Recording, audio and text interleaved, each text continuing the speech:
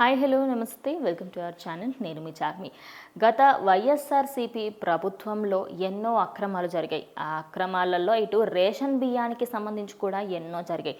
అయితే ఇప్పుడు మంత్రిగా వ్యవహరిస్తున్న నాదెండ్ల మనోహర్ అయితే అకస్మాత్తుగా కాకినాడలో అలాగే కొన్ని పోర్ట్లలో ఆయన ఎప్పుడైతే తనిఖీలు నిర్వహించారో అక్కడ ఎన్నో టన్నుల బియ్యాన్ని అయితే ఆయన సీజ్ కూడా చేయడం జరిగింది. అదేవిధంగా ఇలాంటి అక్రమాలు ఎన్నో జరుగుతున్నాయని, ప్రజలకు దక్కవలసిన రేషన్ బియ్యం ఏదైతే ఉందో అది ప్రజలకు కాకుండా వేరే వాళ్లకు అక్రమంగా సరఫరా చేస్తున్నారని, గత ప్రభుత్వ హయాంలో దీనికి సంబంధించి ఈ బియ్యాన్ని అక్రమంగా రవాణా చేస్తున్న దాంట్లో ఎమ్మెల్యేల పాత్ర కూడా ఉంది అంటూ ఆయన అయితే చెప్పుకొచ్చారు. ప్రజెంట్ ప్రభుత్వం మాత్రం దీనిపైన ఖండిస్తూ, అదేవిధంగా దీనికంటూ ఒక ఎండ్ పెట్టాలని, దీనికి ఒక సొల్యూషన్ కూడా కనుక్కోవడానికి ప్రజెంట్ నాదెండ్ల మనోహర్ ఆయన అయితే ప్రతి పోర్టుకి వెళ్ళి అక్కడ ఎలాంటి బియ్యం అమ్ముతున్నారు ఏంటి, అసలు ఇందులో ఎంత ప్రజలకు వెళ్తుంది ఏంటి అనేది ప్రతి ఒక్క విషయాన్ని అయితే తనిఖీలు చేశారు.